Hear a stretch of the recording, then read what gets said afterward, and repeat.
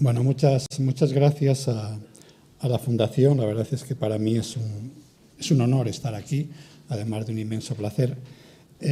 Y bueno, y gracias sobre todo a ustedes para en un día africano como el que tenemos hoy en Madrid haberse venido hasta aquí, ¿no? Que yo creo que me genera un compromiso, porque la verdad es que es un acto de valor tal por su parte que si mi conferencia no está a la altura de las circunstancias me sentiré eternamente culpable, ¿no?, de haberles hecho desplazado hasta aquí. Espero que no sea el caso. Y sin más, voy a empezar mi conferencia, que está dándole muchas vueltas, como planteaba la conferencia, pues siempre es complicado plantearse para un público general una conferencia de este tipo, pero finalmente la voy a leer, no es algo que haga habitualmente, pero en este caso la voy a leer porque es una conferencia bastante densa, y quiero que lo que estoy contando sea muy preciso. Y entonces, cuando uno empieza a hablar, o yo al menos cuando empiezo a hablar, me emborracho con mis mismas palabras y cuento más de lo que quiero contar y no exactamente lo que quiero contar, ¿no? El punto de partida de esta conferencia sería el siguiente, y creo que esto es una constatación. España y México han sido, de todos los estados-nación nacidos de la disgregación imperial hispánica, los dos que han tenido unas relaciones más complejas y conflictivas a lo largo de la historia. Y no es una apreciación subjetiva, es un hecho. Aunque México fue la primera de las repúblicas hispanoamericanas con la que el Reino de España estableció relaciones después de las independencias, el Tratado Definitivo de paz y amistad entre la República Mexicana y Su Majestad Católica, la Reina Gobernadora de España, se firmó en 1836. Para que se hagan una idea de lo que esto significa, hubo países con los cuales se firmó el tratado a finales del siglo XIX. Es decir, que es el primero que se establece. Es curioso, porque les he citado el título exacto porque es una cosa interesante, y es que quien firma el tratado es la República Mexicana y Su Majestad Católica. Es decir, no firman el tratado la República Mexicana y el Reino de España, sino Su Majestad Católica. Me parece que es muy interesante porque muestra hasta qué punto se seguían entendiendo las relaciones como una relación del rey con uno de sus reinos rebeldes, es decir, quien firma la paz es la reina. Yo creo que si hay algo que zanja definitivamente esa polémica absurda sobre si los reinos americanos eran colonias o no eran colonias, es la forma que se firma este tratado. Es decir, se firma con Su Majestad Católica la Reina, no se firma con el Reino de España. Pues, sin embargo, a pesar de eso, han sido con diferencia las que más tiempo y en más ocasiones han tenido sus relaciones rotas. En el siglo XIX, en el siglo XX e incluso en el siglo XXI. Digo incluso en el siglo XXI si consideramos esa cosa extraña que el anterior presidente de la República Mexicana, López Obrador, llamó poner las relaciones en pausa, que, bueno, la verdad es que yo creo que afortunadamente nadie supo muy bien en qué consistía eso de poner las relaciones en pausa, pero uno entendería que es una forma de romper las relaciones, que no llevó a más consecuencias, aunque sí algunos desplantes diplomáticos de un cierto calado, como la no invitación al jefe del Estado español a la toma de posesión de su sucesora, Claudia Sheinbaum Pardo.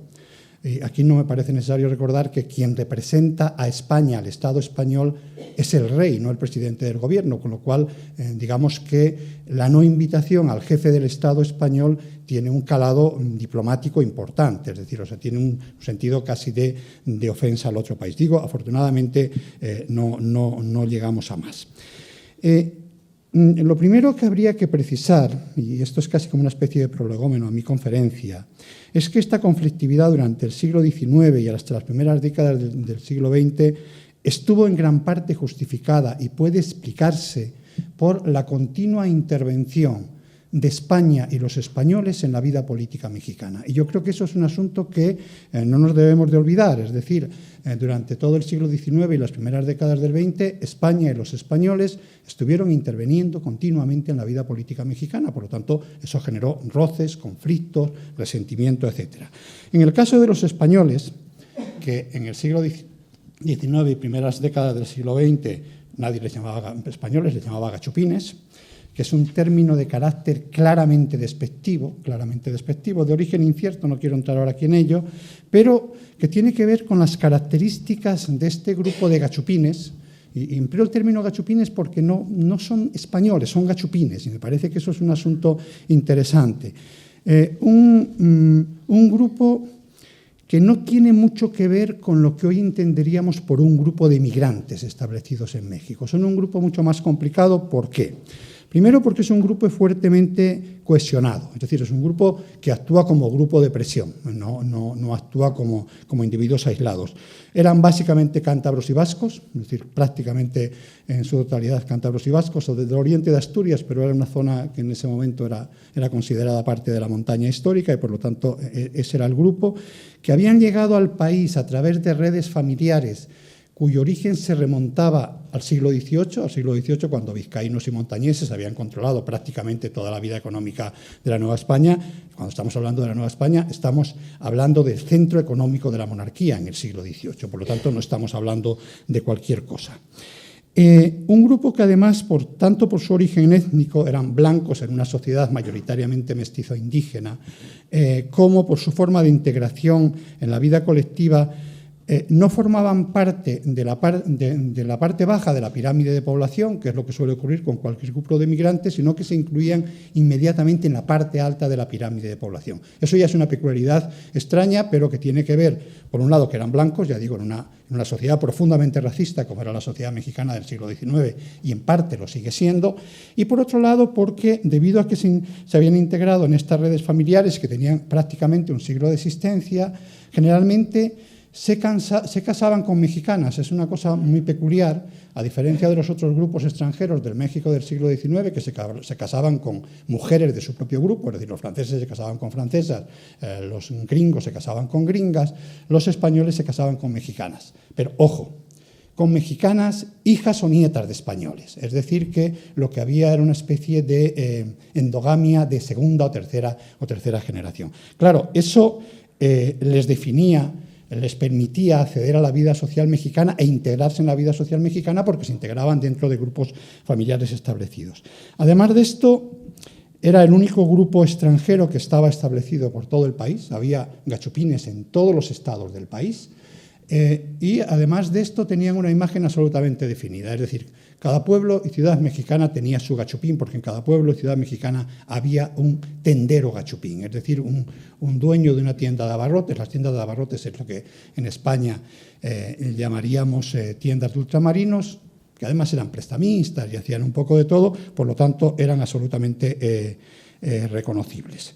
Consecuencia de esto fue su implicación en la vida política del país. No hay en todo el siglo XIX mexicano una asonada, levantamiento, intento de golpe de Estado conservador en el que no haya gachupines implicados.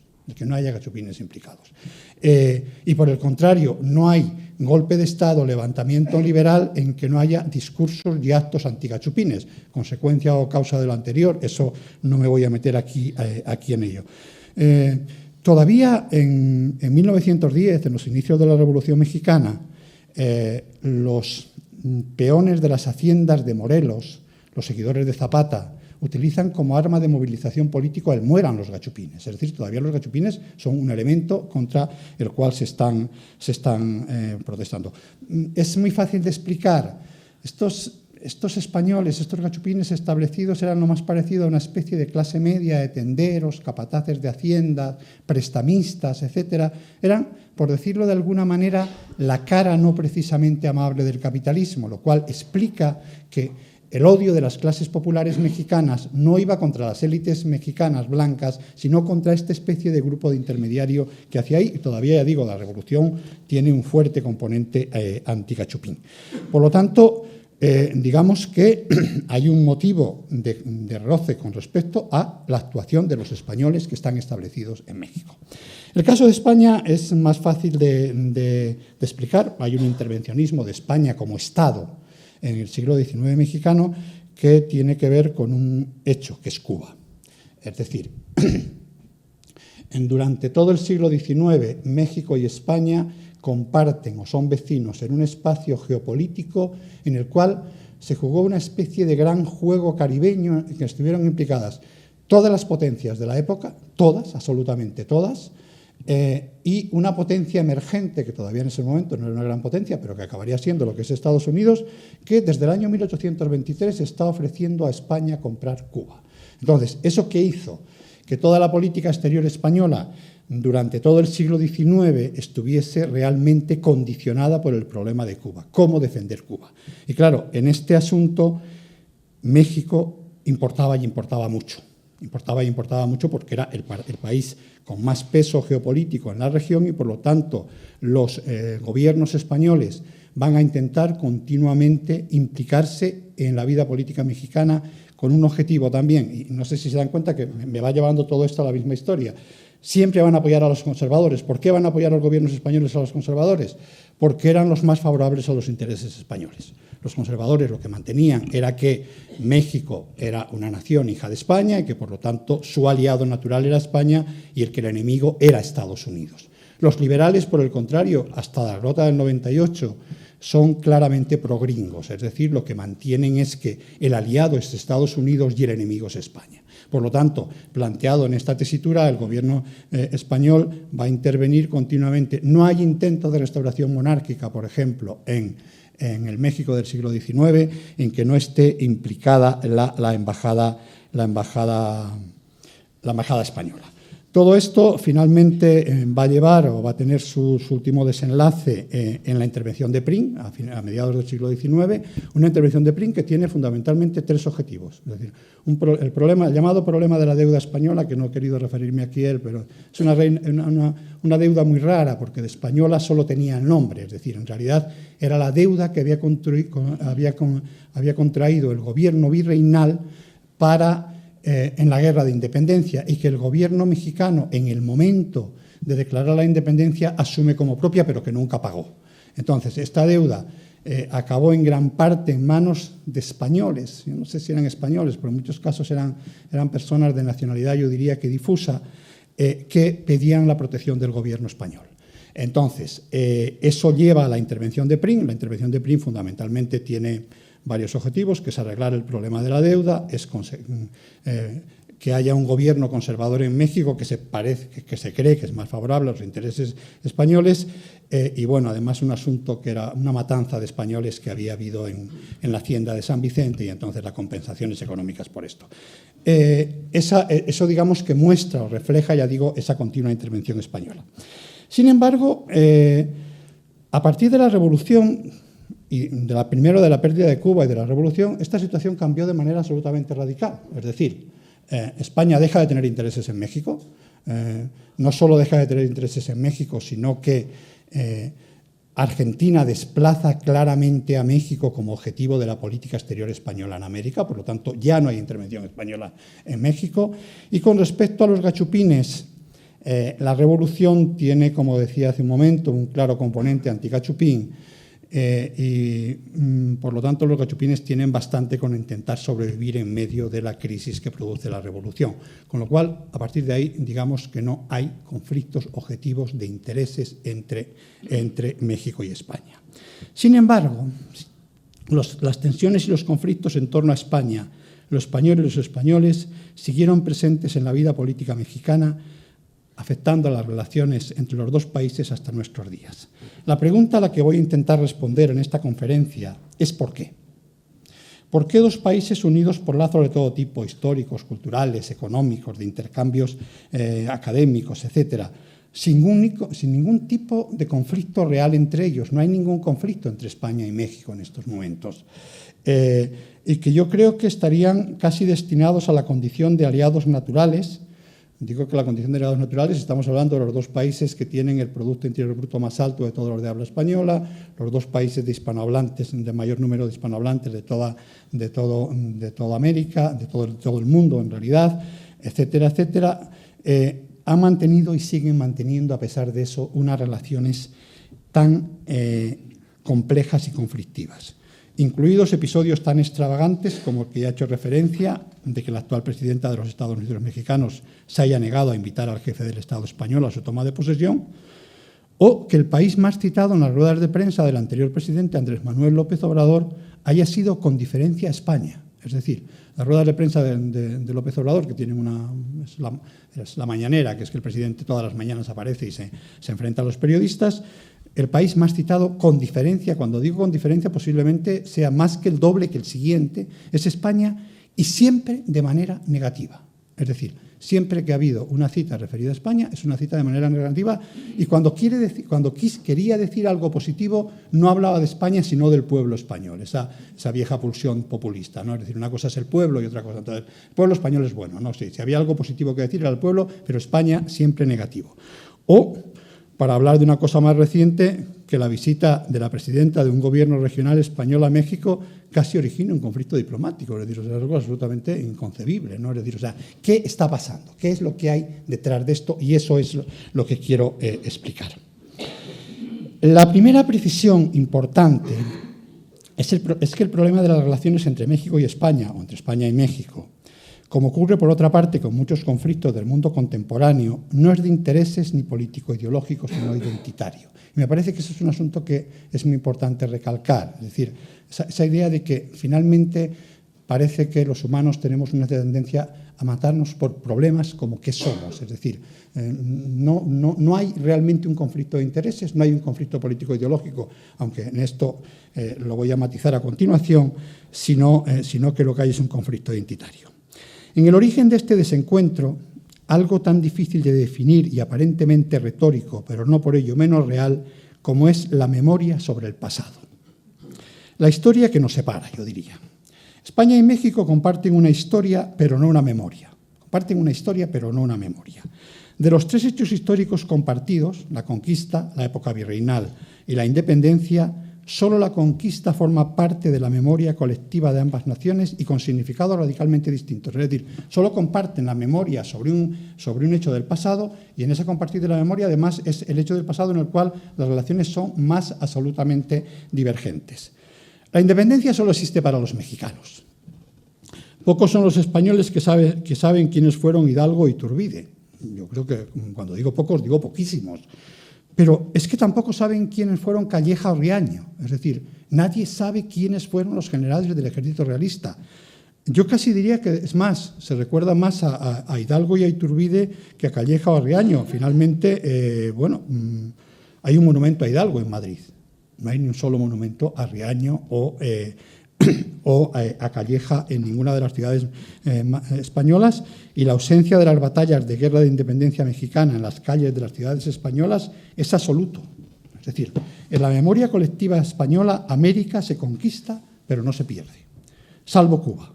Es decir, se pierde Cuba, pero el resto de los territorios no se pierden. Estoy hablando de la memoria, no de la historia.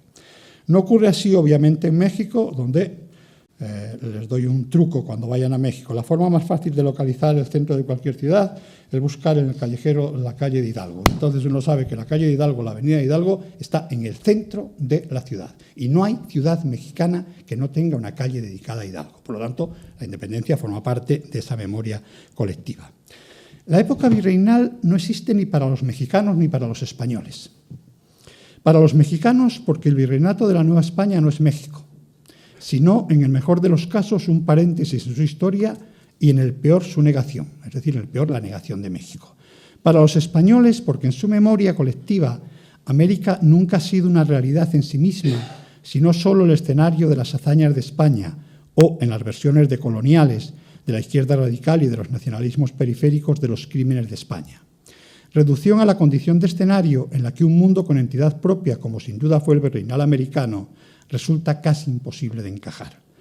Doble ausencia claramente reflejada, por poner dos ejemplos, uno de cada lado del Atlántico, en la incomodidad de la cultura mexicana con su pasado virreinal, que siempre será menos nuestro que el pasado prehispánico. Es decir, el pasado virreinal pues, está ahí, pero no se sabe qué hacer con él, ¿no? Aunque ese pasado virreinal incluya uno de los conjuntos barrocos más espectaculares de toda la historia del arte occidental. Pero, sin embargo, esas ciudades virreinales generan problemas. Pero, y para volver a este lado del Atlántico en el que estamos, en el hecho de que las pinturas del barroco novohispano, que nada desmerecen de las del barroco de otro reino de la monarquía, y eso quiero dejarlo muy claro, se exhiban en España en el Museo de América y no en el Museo del Prado, junto al resto del barroco de la monarquía. Es decir, yo no sé por qué Cabrera está en el Museo de América y no está en el Museo del Prado junto al resto de la pintura barroca de la monarquía. Es decir, yo creo que esa es la dificultad de encajar ese mundo virreinal americano, que no se sabe qué hacer con él, y entonces se crea un Museo de América. No ocurre así en el caso de la conquista. Parte destacada de la memoria colectiva de españoles y mexicanos, más de los mexicanos que la de los españoles, con unos asumiéndose herederos de los conquistadores y los otros de los conquistados, y como consecuencia con dos visiones radicalmente distintas sobre lo que la conquista fue y significó. La herida todavía abierta 5 siglos después. No parece necesario precisar que tanto en la memoria mexicana como en la española carente de cualquier realidad histórica. Estamos hablando de memoria, no de historia. Las memorias colectivas no recuerdan el pasado, lo construyen, haciendo que en este caso los tataranietos de braceros extremeños, cuyos antepasados nunca llegaron ni siquiera a ver el mar, se asuman descendientes de los conquistadores que lo cruzaron hace 5 siglos en busca de gloria, de fortuna o de lo que fuese, que no lo sabemos, ¿no? Y la inmensa mayoría de cuyos descendientes nunca volvieron a España, nunca volvieron a Europa, siguen viviendo en América, siguieron viviendo en América. Mientras que, al lado contrario, mexicanos entre cuyos ancestros puede que no haya ni un solo antepasado mexica, se asumen descendientes de los que defendieron la rica Tenochtitlan del ataque de varios miles de mexicanos, entendidos por estos nacidos en lo que actualmente es México, y unos cientos de españoles, entendidos por estos lo que lo hicieron en lo que actualmente es España. La conocida butaz atribuida al historiador mexicano Gorman, de que la conquista la hicieron los indios y la independencia la hicieron los españoles. Y digo la conocida butaz porque es una butaz relativa. La pregunta es cómo hemos llegado a esto, y la respuesta es relativamente sencilla, lo que no quiere decir que la solución lo sea, ni siquiera que la tenga. En el origen de este conflicto identitario hispano-mexicano está el nacimiento de un nuevo orden político con la sustitución de la legitimidad dinástico-religiosa, por la gracia de Dios, por otra de tipo nacional, en nombre de la nación, que en el mundo hispánico coincidió con la disgregación imperial y el nacimiento de más de una docena de nuevos estados o de nuevas soberanías políticas. Todos, incluido el español y el mexicano, enfrentados a la necesidad de inventar las naciones que les dieran legitimidad política en un mundo, el posterior a la caída del antiguo régimen, en el que sin nación no había ya estado legítimo posible. Es decir, la invención de la nación no fue una elección, fue una necesidad.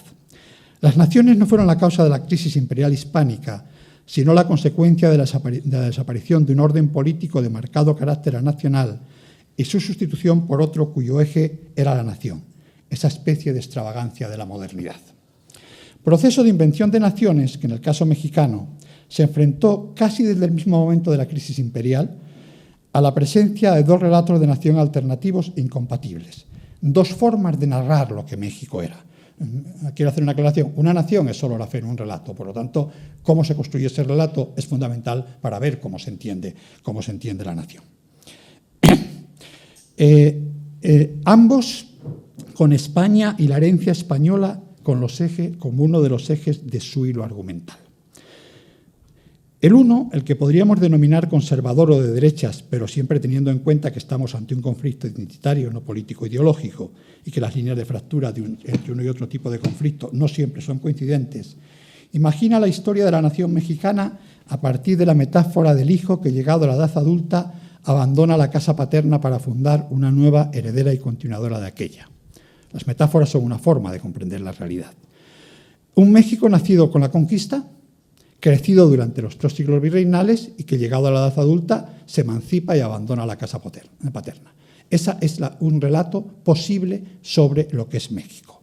El otro, al que con las mismas matizaciones que en el caso anterior podríamos denominar liberal o de izquierdas, imagina la historia de México a partir de otra metáfora, que es la metáfora del nacimiento, muerte y resurrección, que en realidad es la traducción laica de los misterios gozosos, dolorosos y gloriosos del rosario cristiano.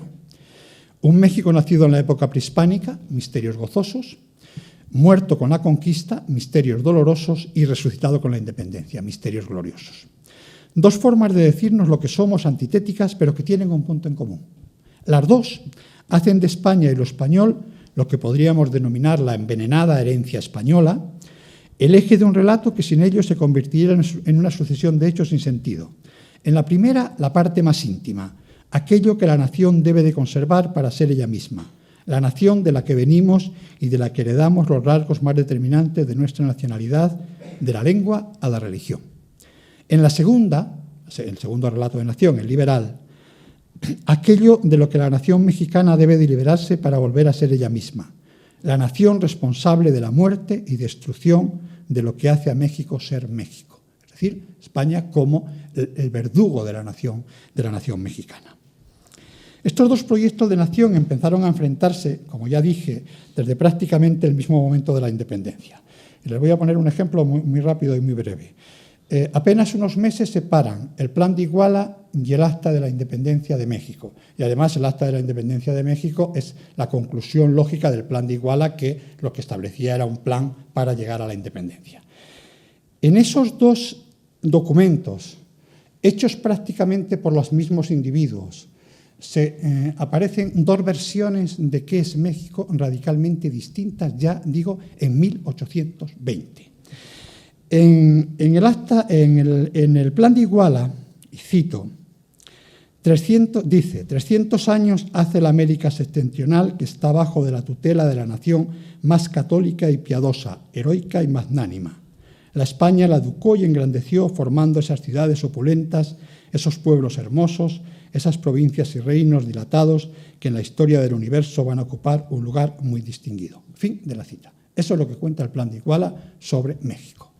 El Acta de la Independencia, que se firma unos pocos meses después por el mismo ejército trigarante que había llevado a cabo el Plan de Iguala, dice, cito, la nación mexicana, que por 300 años ni ha tenido voluntad propia ni libre el uso de la voz, sale hoy de la opresión en que ha vivido. Esas son dos versiones, ya digo, de la misma historia. En el primero, la nación mexicana se imagina hija de la española. En la segunda, se imagina hija de la liberación de esa nación española, que es una extraña, ajena y que durante 3 años la ha oprimido. Esa, ya digo, está en el mismo. El enfrentamiento entre estos dos proyectos de nación, que se solapa con distintos proyectos de Estado. Cuando hablo de proyectos de Estado, ¿a qué me refiero? Monarquía, república, república federal, república centralista, etcétera, pero que no se diluye en él, sino que es un enfrentamiento distinto. Se va a prolongar durante toda la primera mitad del siglo XIX mexicano, con dos versiones cada vez más precisas y definidas sobre lo que México era. Desde el juicio sobre las distintas épocas históricas hasta cuál era la raza de la nación, un problema que hoy nos puede parecer absurdo, pero que en el siglo XIX es un problema central. Una nación es una nación porque tiene una raza distinta. ¿La raza de la nación era la raza española o era la raza indígena? Eso está en estos dos debates.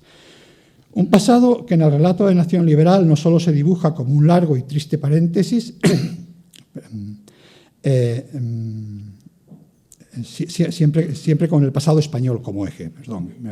Un pasado que en el relato de la nación liberal no solo se dibuja como un largo y triste paréntesis, sino como la causa y origen de todos los males que han afligido a la nación mexicana en el pasado.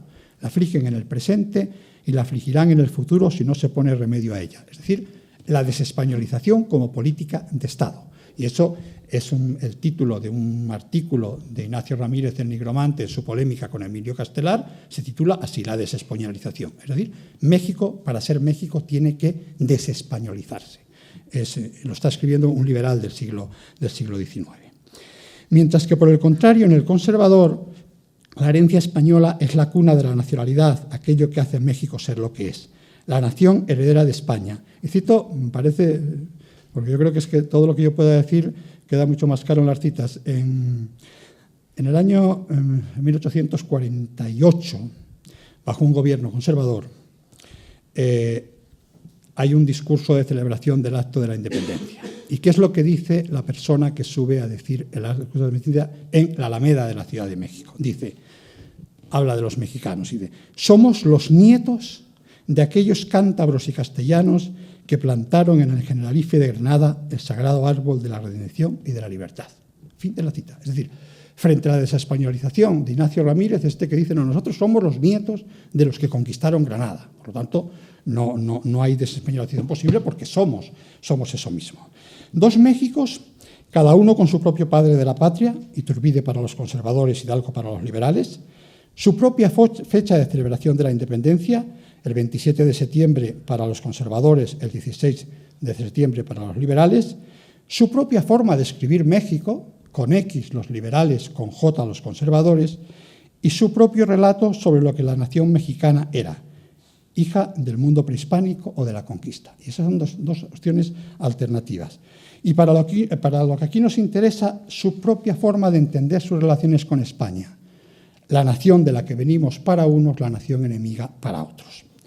El fusilamiento de Maximiliano marcó el fin de los proyectos de Estado y de nación conservadores, que no solo perdieron la guerra, sino que perdieron la legitimidad del discurso, que es más importante que perder la guerra. Es decir, a partir de la derrota de Maximiliano, ya nadie en México nunca más volvió a discutir que México debía de ser, por los siglos de los siglos, una república federal.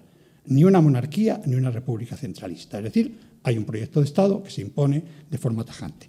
Y también se impone la idea de que venimos del mundo prehispánico, somos herederos del mundo prehispánico y que la raza de la nación mexicana es la raza indígena. Aquí con matices.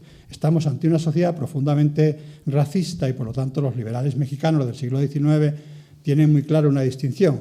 Una cosa son los degenerados indios actuales y otra cosa son los gloriosos indios del pasado. Por lo tanto, digamos que venimos de los indios, pero no de todos los indios, venimos de unos indios muy determinados que fueron los que construyeron las pirámides, no de los indios actuales. Marcó la fijación definitiva del relato de nación mexicano como un ciclo de nacimiento, muerte y resurrección. A partir de ese momento y hasta hoy, todo mexicano educado por el Estado mexicano para ser mexicano gozará misterios gozosos con las glorias del mundo prehispánico, aunque antes del inicio del siglo XVI ninguno de sus antepasados haya vivido en lo que hoy es México, eso es indiferente.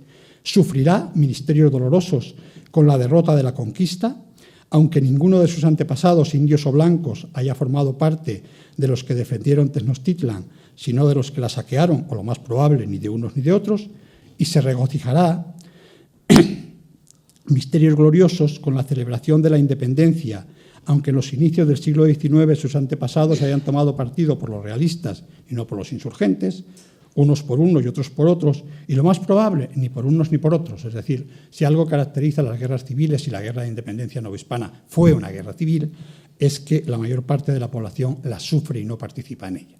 Por lo tanto, pero digamos que esa es la memoria individual y otra es la memoria del Estado. El fin del proyecto de nación conservadora, a diferencia del Estado, fue, sin embargo, relativo. Una de las características de los conflictos identitarios es que, a diferencia de los económicos y los ideológicos, son difícilmente negociables, por lo que incluso cuando son derrotados tienden a permanecer latentes, esperando que alguien los vuelva a poner de nuevo sobre la mesa. Más, y como ocurre en el caso mexicano, algunas de las marcas de la identidad negada siguen obsesivamente presentes, desde la lengua a la religión, pasando por la fastuosa y omnipresente herencia arquitectónica virreinal. Es decir, el mexicano del siglo XIX que salía a la calle y que su relato de nación le decía que venía del mundo indígena, lo que se encontraba era conventos españoles, palacios españoles, catedrales españolas, etcétera, etcétera. Solo para que se ubiquen aquellos que no sean mexicanos, que no tengan contacto con México. México es el país de América que tiene más ciudades declaradas Patrimonio de la Humanidad por la UNESCO. Todas son ciudades virreinales, todas son ciudades virreinales. A eso es a lo que me refería antes. La herencia española, el cadáver del pasado español, va a seguir como consecuencia presente como un fantasma en la vida pública mexicana. La voluntad de borrarla explícita, por ejemplo, y eso es una cosa muy interesante, porque a veces nos olvidamos, hubo una voluntad explícita de cancelación de la memoria del pasado español. Les voy a poner dos ejemplos, no quiero extenderme mucho en esto. Si ustedes visitan la Ciudad de México, no hay en toda la Ciudad de México un solo edificio que conserve la heráldica de la monarquía. Todos los escudos que hacían referencia a la monarquía, y había decenas de ellos en la Ciudad de México, en todos los edificios públicos, fueron borrados a golpe de cincel. Es decir, hubo es casi como lo de los emperadores egipcios cuando borraban al antepasado que no les gustaba, pues esto fue exactamente lo mismo. Pero hay sobre todo una cosa mucho más llamativa, que es el intento de borrar la memoria en los cambios en la toponimia. Por ejemplo, Valladolid pasó a llamarse Morelia, Nuevo Santander pasó a llamarse Tamaulipas, Antequera pasó a llamarse Oaxaca, y así seguidamente. Y lo último es el anterior presidente de la República Mexicana cambió el nombre de Golfo de Cortés por el de Mar de California, es decir, o sea que hay, perdón, de Mar de Cortés por el de Golfo de California. Entonces, esa voluntad de borrado del pasado español es sorprendente porque, desde luego, no tiene equivalente en ningún otro de los países hispanoamericanos, pero ni siquiera en Estados Unidos. Es decir, esa voluntad de borrar la memoria en la toponimia del pasado español. En Estados Unidos, pues hombre, es verdad que uno va a San Francisco y se encuentra con que le dicen que se llama el arroyo del Fresno y nadie sabe ya qué chingado significa un fresno, ¿no? Pero en todo caso se conserva el nombre de Fresno, ¿no? Es decir, sin embargo, aquí hubo una voluntad explícita de ese borrado. El porfiriato creyó encontrar una forma de negociar lo innegociable mediante el mito del mestizaje. Ni indios ni españoles, sino mexicanos, hijos de la mezcla de dos pueblos y de dos civilizaciones. Es una respuesta de una elegancia absoluta, es decir, o sea, a mí me parece bastante fascinante. En palabras de Justo Sierra, ministro de Porfirio Díaz, uno de los ministros de Porfirio Díaz más influyentes, y cito, porque me parece que la cita hace innecesario cualquier comentario, dice: los mexicanos somos los hijos de los dos pueblos y de las dos razas. Nacimos de la conquista. Nuestros orígenes están en la tierra que habitaron los pueblos aborígenes y en el suelo español. Este hecho domina nuestra historia y a él debemos nuestra alma. Esto va a ser llevado a las últimas consecuencias por la revolución y la posrevolución. Si hay un mito en la posrevolución mexicana es: nosotros somos mestizos, es decir, México es un país mestizo y México es la cultura mexicana se define como una cultura mestiza. Una solución, la del mestizaje, que no pudo evitar ni que el relato de nación conservador siguiese latente, aflorando en los momentos y en personajes más inesperados. Cuando digo más inesperados, sobre todo porque de lo que yo les he dicho ustedes pueden sacar la consecuencia, y en parte sería lógico, pero también quiero precisarles mucho que no es así, que esto es un asunto ideológico y que entonces las izquierdas son por necesidad hispanófogas. Sin embargo, uno se encuentra que el presidente Lázaro Cárdenas es el gran mito fundacional de la izquierda mexicana. Cuando en el año 1939 Lázaro Cárdenas da la orden de que se reciba a todos los exiliados españoles republicanos que lleven a América, ahí hay una especie de historia geográfica, que es que, bueno, todos nos sentimos muy felices, ¿no? Porque los mexicanos fueron muy generosos, los españoles nos sentimos agradecidos por el recibimiento que nos hizo.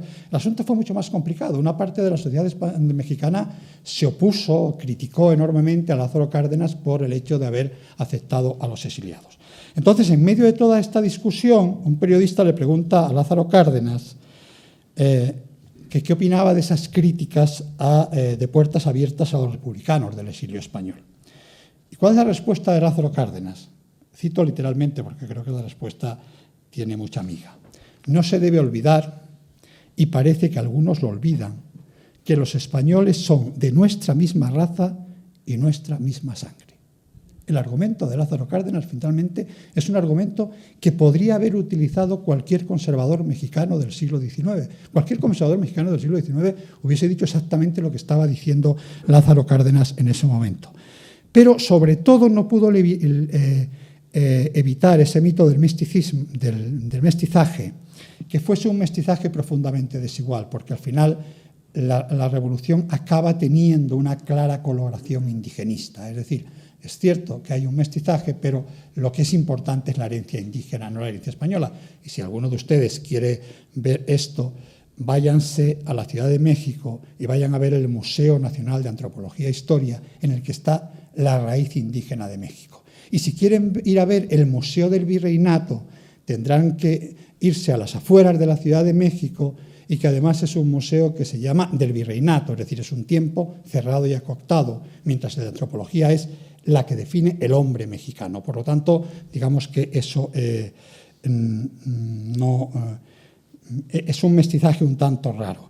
Y no pudo evitar, sobre todo, la aparente capacidad de polarización y de usos políticos que todo conflicto identitario tiene. Más si, como ocurre en este caso, se imbrica con lo ideológico, derechas hispanófilas, izquierdas hispanófonas. Hispanofobia agudizada en el caso de estas últimas, de las izquierdas, por el auge de las corrientes decoloniales y la deriva identitaria general de las izquierdas y las políticas de reivindicación de las víctimas. Explica que de manera general el problema de España en la vida política mexicana tiende a agudizarse en épocas de conflicto e inestabilidad política y tienda a diluirse en épocas de no conflicto o cierta estabilidad política. Cuando estoy hablando de épocas de conflicto estoy pensando obviamente en el último episodio de rebrote hispanófobo, que es la 4T, que es un movimiento que intenta cambiar el orden político, por lo tanto es un elemento de conflicto. Eso sería un poco el resumen.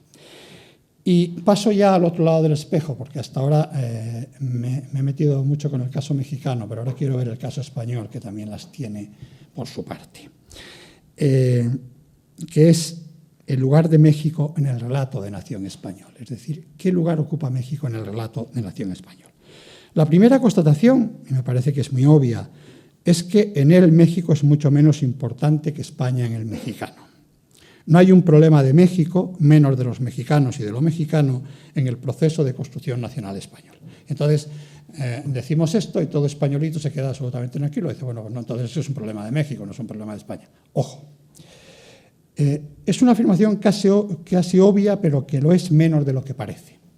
No hay un problema de México, pero sí del pasado imperial de la monarquía, con México como uno de los grandes protagonistas, si no el principal. Es decir, no hay un problema de México en España, pero sí hay un problema de qué hacer con el pasado imperial de la monarquía en el relato de nación español.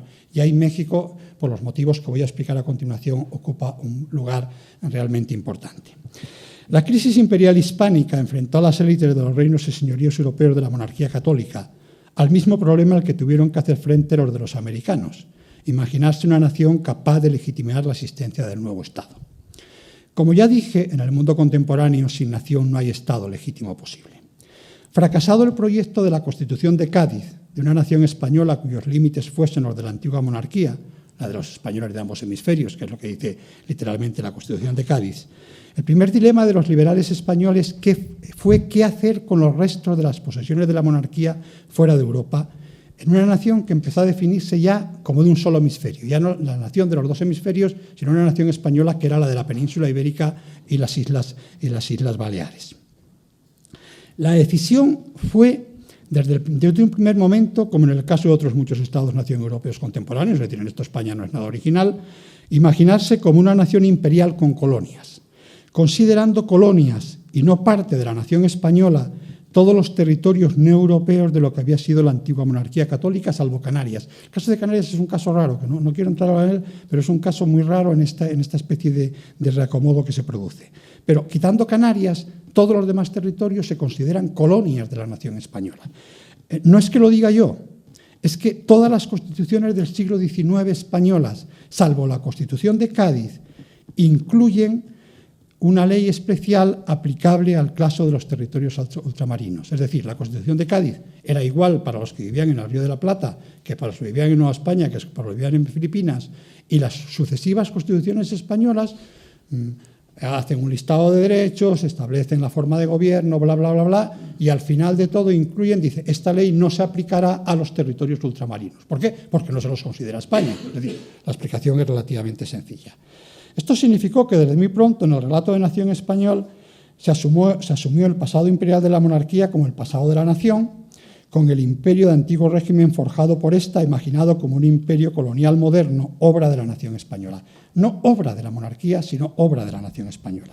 No solo eso, sino que hizo de la condición imperial una de las señas de identidad determinantes del ser español, una nación de guerreros y conquistadores capaz de dejar su huella en los más apartados rincones del planeta. Ese es el relato de nación español. Es decir, el imperio no solo fue una nación imperial, sino que el imperio además había sido bueno, porque había mostrado el valor de la raza española. Fue en parte una imposición de la historia. Había una indudable continuidad entre la vieja monarquía y el nuevo Estado de Nación español, entre otras cosas por la continuidad dinástica, no dejaba de ser la misma monarquía, pero fue también una elección. Nadie obligaba a las élites españolas del siglo XIX a asumirse herederos de los antiguos conquistadores. En sentido estricto, lo eran tanto o tan poco como sus coetáneas americanas, posiblemente menos. y la condición colonial de los territorios que habían formado parte de la antigua monarquía, tanto europeos como americanos, porque recordemos que la antigua monarquía había sido un imperio global, incluido territorios en los dos lados del Atlántico. Esa condición colonial era como poco discutible, no quiero entrar aquí en ese problema. Y sobre todo con el problema de confundir una monarquía compuesta de antiguo régimen con un imperio colonial contemporáneo. Yo creo que ese es un error historiográfico que uno no puede y no debe cometer. Pero elegido o fruto de una imposición de la historia, España, a diferencia de México, inicia su andadura como Estado-nación con una clara voluntad de imaginarse como una nación imperial. No solo porque se asume heredera y continuadora de la monarquía católica, uno de los mayores imperios de la historia de la humanidad, sino porque además efectivamente tenía un imperio. Los deshilachados restos de las posesiones de la monarquía fuera de Europa, reconvertidas ahora sí sin discusión posible en colonias de la nación española, con particular éxito en el caso de Cuba, que se convirtió en una de las colonias más ricas de los europeos fuera de Europa. También no menos importantes por el papel de lo que podríamos llamar imperialismo de sustitución. Y esto me parece que es un asunto interesante, el imperialismo de sustitución en la construcción nacional española, y que podríamos resumir en que no somos un gran imperio, pero lo fuimos. Es decir, esa especie de narcisismo colectivo inherente a todo nacionalismo, que compensaba el hecho de que la realidad era que España había visto degradarse su situación internacional a de una potencia de segundo orden. La España del siglo XIX es claramente una potencia de segundo orden, como todos los demás fruto de la crisis imperial hispánica, es decir, como México, como Argentina, todos son potencias de segundo orden, convertidas en objeto más que sujeto de la política internacional. Pero en ese caso lo que se le estaba diciendo a los españoles, sí, pero de todas formas fuimos grandes en el pasado. Es decir, insisto en esa idea del narcisismo colectivo inherente a todo nacionalismo. Y que tiene mucho que ver con ese traumático paso de imperio a nación, que siempre es enormemente complicado. En esta reivindicación del pasado imperial de la monarquía como pasado de la nación, América fue la gran protagonista. Es decir, se podía haber planteado lo que ocurría con los reinos europeos, con Flandes, con Italia, pero la gran protagonista fue América. Por motivos obvios. Durante su último siglo de existencia, la monarquía había sido fundamentalmente un imperio americano, es decir, fundamentalmente había descansado en sus posesiones americanas. Recuerden que a principios del siglo se habían perdido todos los reinos europeos fuera los de la península ibérica, y sobre todo porque la huella española en América era muy superior a la impronta hispánica en los otros reinos que habían formado parte de la monarquía. Por decirlo de una forma sencilla, y no creo que merezca mucho detenerse en ello, las élites napolitanas y flamencas no hablaban español, ni remetían sus orígenes a la península ibérica, al reino de Castilla. Las élites de la Ciudad de México, de Bogotá, de Lima y de Buenos Aires hablaban español y remetían sus orígenes a la península ibérica. Por lo tanto, digamos que la tendencia a centrarse en la componente americano era muy obvia. La conquista y colonización de América se convierte así, y eso es la parte interesante de lo que quiero contar aquí, en la epopeya de la nación española. Y no creo que sea necesario recordarle a todos ustedes, pero a veces es bueno recordarlo, que la fiesta nacional española, la fiesta en la cual se conmemora la gloria de la nación española, es el 12 de octubre. Y el 12 de octubre lo que se está recordando es el descubrimiento de América. Es decir, que esa idea de que somos una nación imperial permea hasta el punto que la fiesta nacional está centrada en ese hecho fundamental. Una epopeya en la que las conquistas de México y Perú tenían el papel protagonista, es decir, tenían el papel protagonista por muchos motivos evidentes, pero uno de ellos es que los dos habían sido grandes organizaciones políticas. No era lo mismo haber conquistado México y Perú que haberse enfrentado a una tribu perdida de la selva del Amazonas, por lo tanto había un componente de gloria, pero especialmente México. ¿Y por qué México y no Perú? Es una pregunta que yo creo que es legítima hacerse. Yo creo que por varios motivos. Una, porque en el siglo XVIII la Nueva España había sido mucho más rica que Perú. Es decir, el peso de la Nueva España ya en el siglo XVIII había sido infinitamente superior al de Perú. Para que se hagan una idea, a finales del siglo XVIII, de los 12 millones de habitantes que vivían en la América española, 6 vivían en el virreinato de la Nueva España. Yo creo que eso es suficientemente claro de la situación. Porque en el siglo XIX México, como dije al principio, fue mucho más importante que Perú en la geopolítica. En el siglo XIX en España Perú no le importaba a nadie, en México sí. México estaba continuamente presente, incluida, ya digo, la intervención militar de Prim. Y posiblemente, ¿por qué no? Porque desde luego Cortés era un personaje mucho más luminoso que Pizarro, es decir, era un personaje como personaje histórico, era un personaje mucho más atractivo que Pizarro, y una cosa que yo creo que en última instancia también es importante, sobre la conquista de México teníamos una obra espléndida, que era la historia verdadera de la conquista de la Nueva España de Bernal Díaz del Castillo, si es que Bernal Díaz del Castillo fue el autor. No existe un equivalente en el caso peruano con tanta fuerza épica como tiene la conquista. Fuese por unos motivos o por otros, lo cierto es que México ocupa un lugar importante. La conquista de México se convirtió en uno de los ejes del relato de nación español y con una visión que es la negación del lugar que ocupa en el relato de nación mexicano. Es decir, frente a la conquista de Tenochtitlan como la muerte y destrucción de México, con Cuauhtémoc como la figura emblemática, si ustedes van a la Ciudad de México, el gran monumento del Paseo Reforma de la Ciudad de México es el monumento a la independencia, pero también el monumento a Cuauhtémoc. Es decir, Cuauhtémoc como el héroe que había muerto defendiendo la independencia de México. En el caso de la versión española es la contraria. El gran héroe es Cortés, obviamente, no es Cuauhtémoc. No parece necesario decirlo, pero además un Cortés que no solo habría conquistado un imperio para España, sino que sería el padre de la nación mexicana. Y en esto el discurso de nación español y el discurso de nación de los conservadores mexicanos se vuelve prácticamente indistinguible. Cortés como el héroe fundacional. Había otra forma posible de integrar el pasado imperial de la monarquía en el relato de nación español, que era considerar a la monarquía, lo mismo que hicieron los españoles americanos, un paréntesis en la historia de la nación. Es decir, una nación muerta en Villalar, con la derrota de los comuneros, y resucitada con la Guerra de Independencia en 1808. La conquista y la colonización de América, en este caso, perdían su carácter luminoso, no eran obra de la nación española, sino de una monarquía extraña, ajena, etc. Fue una opción siempre latente en el liberalismo radical español. Está presente, por ejemplo, en algunos diputados gaditanos cuando hablan de los 3 siglos de opresión absolutista. En el fondo están contando esto, es decir, estos 3 siglos no fueron historia de España. Está presente en los discursos de Castelar, por ejemplo. Castelar frecuentemente habla de eso, de, bueno, nosotros morimos en Villalar y resucitamos el 2 de mayo de 1808. Y está presente de manera simbólica en la recuperación del supuesto color de las banderas comuneras por la bandera republicana en la Segunda República Española. Finalmente, cuando se recupera el morado, lo que se está diciendo es, bueno, nosotros volvemos a lo previo a la llegada de esa monarquía absolutista, y esa previo a la monarquía absolutista es ese color morado. Las banderas comuneras, por cierto, nunca fueron moradas, pero esa es otra historia. Renunciar al pasado imperial y asumir las críticas americanas a la conquista fue, sin embargo, un paso que muy pocos líderes políticos ideológicos españoles se atrevieron a dar.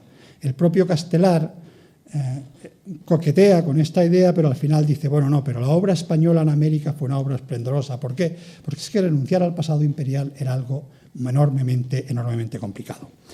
La situación ha cambiado en las últimas décadas, y esto sí que me parece un asunto interesante.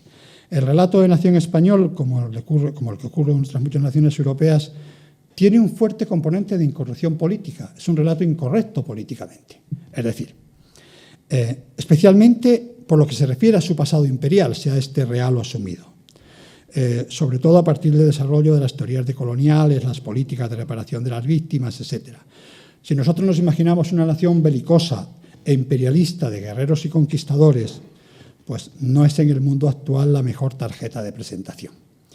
Explica la incomodidad con este pasado imaginado de parte de la izquierda española. Un giro también perceptible en la mexicana. Yo creo que el recrudecimiento de las tensiones con España en México tiene que ver también mucho con el desarrollo de las teorías decoloniales o la importación de las teorías decoloniales de la Universidad Norteamericana. Es decir, esa idea de que, bueno, las víctimas siempre tienen razón. Las víctimas siempre tienen razón. Lo que pasa es que en el caso mexicano eso entronca con el viejo discurso liberal, es decir, que ahí no hay ningún problema. En el caso de la izquierda española o determinadas izquierdas españolas, eso plantea una crisis absoluta con respecto a lo que es el relato de nación español tradicional.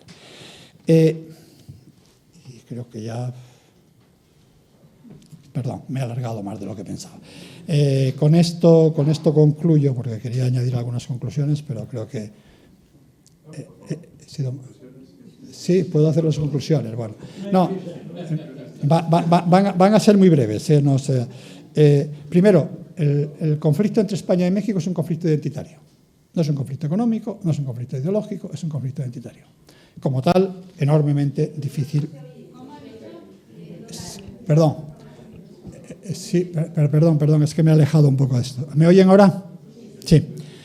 Decía que primero el conflicto entre México y España es fundamentalmente un conflicto identitario. No es un conflicto ideológico, no es un conflicto económico, es un conflicto identitario. Tiene que ver con qué somos y con qué nos contamos que somos. Tiene, como todo conflicto identitario, una enorme capacidad de polarización. Por lo tanto, es enormemente susceptible de ser utilizado como elemento de movilización política, porque polariza enormemente, como todo conflicto identitario. Es un conflicto que se ha revitalizado por el contexto internacional, es decir, no solo es un asunto interno de México y España, sino que el desarrollo de toda una serie de políticas de las víctimas, de resarcir las víctimas, etcétera, ha influido sobre ese concepto. Y es un problema, a pesar de todo lo que yo he dicho, mucho más mexicano que español. Es un problema mucho más mexicano que español, porque en el caso mexicano es un problema directo. Es decir, es un problema directo y porque además el nacionalismo mexicano es un nacionalismo mucho más beligerante que el español. Es decir, hay un nacionalismo mucho más activo, mucho más pujante que en el caso español. Y esas serían un poco las conclusiones finales. Y quería acabar con una cita que yo creo que resume perfectamente esto, que es una cita de un español mexicano como yo, quiero decir, un español que acabó su vida en México, yo espero no acabarla, no por el momento, pero que vivió parte de su vida en México, que es José Moreno Villa, que venía de una España mucho más nacionalista que la actual, es un exiliado republicano, y los republicanos españoles eran profundamente nacionalistas, mucho más que lo que podamos serlos en ese momento. Entonces se sorprende del discurso nacionalista mexicano y escribe, y con esto acabo. Dice, aquí no ha muerto nadie, aquí es México. A pesar de los asesinatos y los fusilamientos, están vivos Cuauhtémoc, Cortés, Maximiliano, don Porfirio y todos los conquistadores y todos los conquistados. Esto es lo original de México. Todo el pasado suyo es actualidad palpitante. No ha muerto el pasado, no ha pasado lo pasado, se ha parado. Muchas gracias.